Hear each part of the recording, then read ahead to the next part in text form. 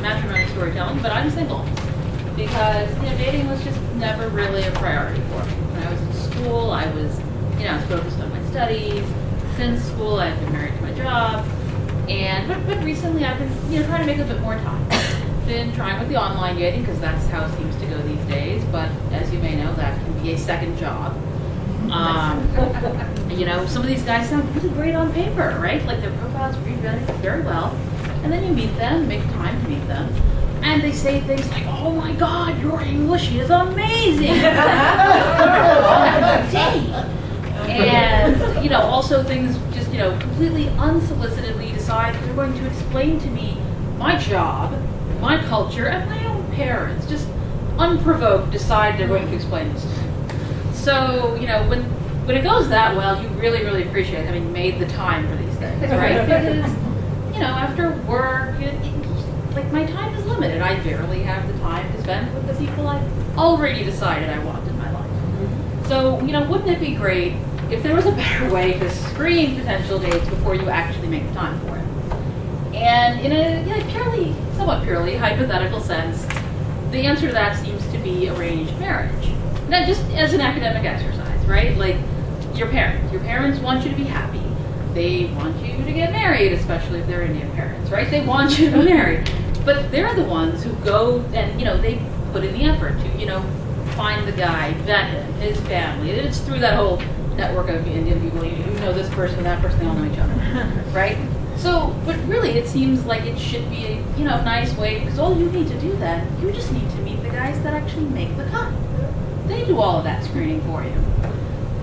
So at some point, I let my mom in on my little academic exercise, and this is how I learned she doesn't recognize an academic exercise. Yeah. So this is 2005. I just started graduate school, and we planned a trip to India. I hadn't been in like 15 years. She hadn't been in a couple of years. So we go, and not long after I get there, some old Indian auntie with some connection to the family shows up at my grandparents' house with a biodata.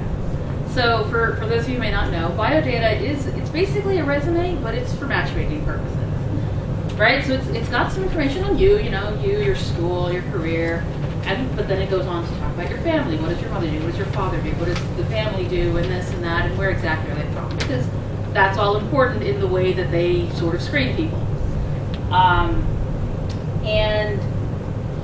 But the thing is, it's India, it's 2005, I live here, my grandparents live there, like I hadn't been there in 15 years, and so I was just trying to be polite, like more polite than I would probably be to my own parents, just because they know me.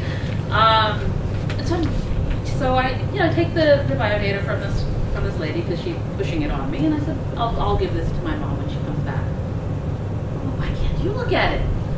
So now I have to look at this thing. So I open it, and the thing that stands out to me is it says that this guy is getting his PhD in biochemistry at UCLA in a grand total of 1 year from start to finish. And isn't that impressive? See, the thing is, though, they may not have counted on me knowing that that's not a thing. So a PhD in the sciences does not happen from 1 year from start to finish, especially not in the States. And I knew that because I was at the beginning of a PhD program myself. But it's India. I haven't been in a long time. I don't want to inadvertently insult this woman. Maybe she's going on whatever information was given to her. Maybe they're all trying to bullshit me, but maybe she's just going on what was given to her. And so, my mom's not there, and I can't find this out. And I'm really mad at my mom at this point for ditching me. And the whole academic experiment just sort of blew up in my face. So I guess the lesson that I took away from that story is never, ever, ever joke with your Indian parents about arranged marriage.